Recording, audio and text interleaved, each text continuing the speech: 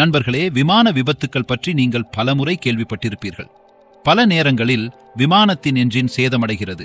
சில நேரங்களில் வானிலை காரணமாக விபத்துக்கள் ஏற்படுகின்றன. ஆனால் இன்று நாங்கள் ஒரு விமானத்தை பற்றி உங்களுக்கு சொல்லப் போகிறோம். அதனுடன் விபத்து பல ஆண்டுகளுக்கு பிறகும் மறக்கப்படவில்லை.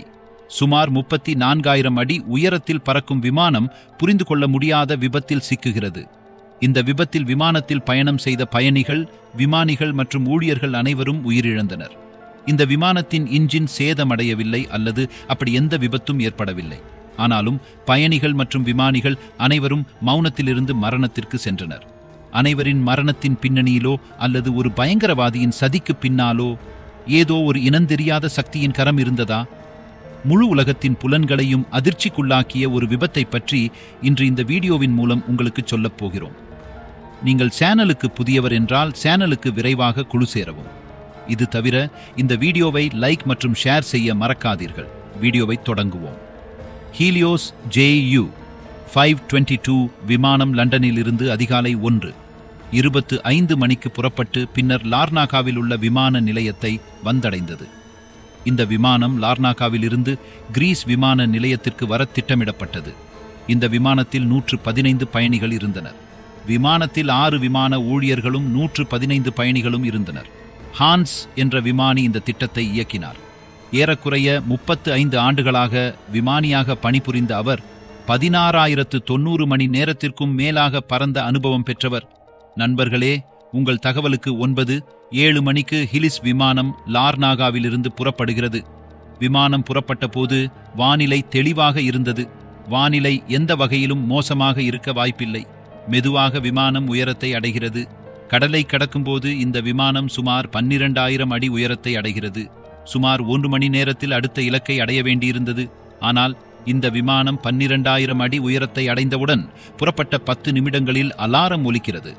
இந்த அலாரம் பொதுவாக விமானத்தின் கேபின் அமைப்பில் ஏதோ தவறு உள்ளது என்று அர்த்தம். இதன் காரணமாக விமானத்தின் உயரத்தை மேலும் அதிகரிக்கக்கூடாது. ஆனால் இந்த விமானத்தின் பைலட் இந்த விமானம் டேக் ஆஃப் கான்ஃபிகேஷன் அலாரம் என்று நினைத்தார். இந்த அலாரத்தின் அர்த்தத்தை விமானியால் சரியாக புரிந்து கொள்ள முடியவில்லை. இது டேக் ஆஃப் உள்ளமைவு அலாரம் என்று விமானி நினைத்தார். இது புறப்படுவதற்கு 10 நிமிடங்களுக்கு முன்பு அணைந்திருக்க வேண்டும், புறப்பட்ட 10 நிமிடங்களுக்கு பிறகு அல்ல. நண்பர்களே, இந்த அலாரம் அப்போதுதான் ஒலித்தது. ஒன்றன் பின் ஒன்றாக மற்ற அலாரங்களும் விமானத்தில் ஒலிக்கத் தொடங்கின. இந்த விமானத்தை ஓட்டி வந்த 2 விமானிகளும் மிகவும் வருத்தமடைந்தனர். முன்பு ஒலித்த அலாரத்தின் அர்த்தத்தை அவர்களால் புரிந்து கொள்ள முடியவில்லை. எனவே இப்போது ஒன்றன் பின் ஒன்றாக ஒலிக்கும் பல அலாரங்களின் அர்த்தத்தை புரிந்து கொள்வதில் அவர்களுக்கு சிக்கல் ஏற்பட்டது. இந்த அலாரங்களை சரி செய்யும் பணியில் 2 விமானிகளும் ஈடுபட்டனர். ஆனால் நீண்ட காலமாகியும் இந்த அலாரங்கள் தீர்க்கப்படவில்லை. எனவே 2 விமானிகளும் பராமரிப்பு குழுவை தொடர்பு கொண்டனர். 2 விமானிகளும் பராமரிப்பு குழுவிடம் விமானத்தில் ஏதோ சிக்கல் இருப்பதாகவும் அதை விரைவில் தீர்க்க வேண்டும் என்றும் கூறினர். விமானி பராமரிப்பு குழுவுடன் பிரச்சனை குறித்து விவாதித்துக் கொண்டிருந்த போது பயணிகள் அறையில் ஆக்சிஜன் அலாரம் ஒலிக்கத் தொடங்குகிறது. பின்னர் அனைத்து பயணிகளுக்கும் அருகில் ஆக்சிஜன் முகமூடிகள் தொங்கத் தொடங்குகின்றன. ஆனால் பயணிகள் அறையில் என்ன நடக்கிறது என்பது விமானிக்கு இன்னும் தெரியவில்லை. காற்றோட்ட அமைப்பு சரியானதாக இல்லை என்று அவர் உணரக்கூடும் என்று அவர் பராமரிப்பு குழுவிடம் கூறுகிறார். அதனால்தான் விமானத்தின் காற்றோட்டம் அமைப்பை ஒருமுறை சரிபார்க்க வேண்டும். பராமரிப்பு குழு விமானியை தரை பொறியாளர்களின் குழுவுடன் இணைக்கிறது.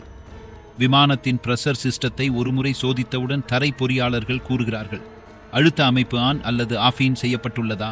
ஆனால் தரைத்தள பொறியாளரின் இந்த கேள்விக்கு 2 விமானிகளாலும் பதில் சொல்ல முடியவில்லை. ஒருவேளை அவசரத்தில் அவர்கள் புரிந்து கொள்ளவில்லை. அவர்கள் அழுத்தப்பட்ட அமைப்புக்கு கவனம் செலுத்தவில்லை. இதற்கிடையில் விமானிக்கும் தரைத்தள பொறியாளருக்கும் இடையிலான உரையாடல் துண்டிக்கப்படுகிறது. நண்பர்கள் விமானியை பலமுறை தொடர்பு கொள்ள முயற்சித்தனர். ஆனால் இணைப்பு சாத்தியமில்லை. இணைப்பு 9:30 மணிக்கு முயற்சிக்கப்படுகிறது. ஆனால் மீண்டும் இணைப்பு தோல்வியடைகிறது. காலை 10:50 மணி அளவில் 30க்கும் மேற்பட்ட அழைப்புகள் செய்யப்பட்டன.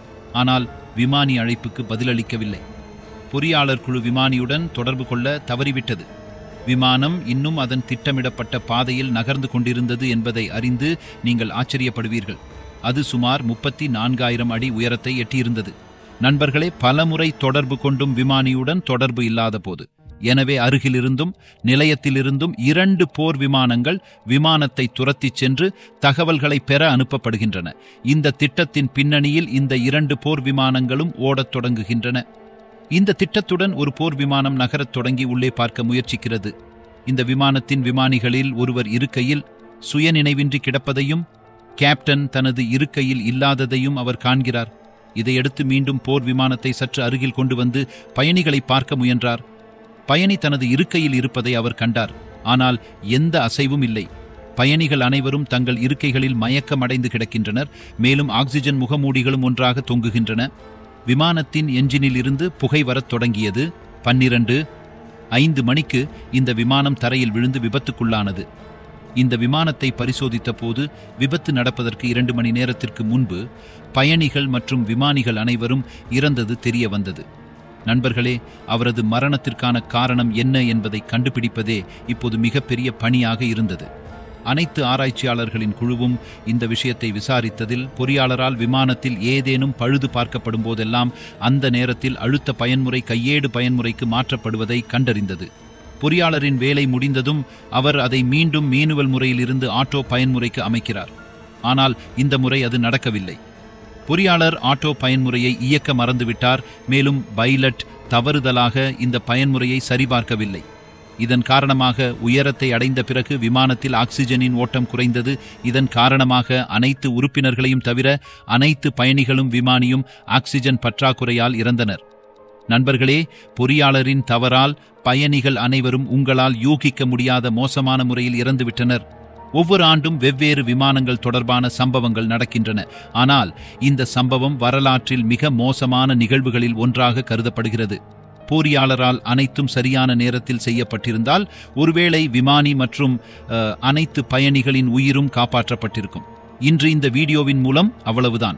இது போன்ற சுவாரஸ்யமான வீடியோக்களை காண எங்கள் சேனலுக்கு சப்ஸ்கிரைப் செய்யுங்கள் மற்றும் வீடியோவை லைக் செய்யுங்கள்.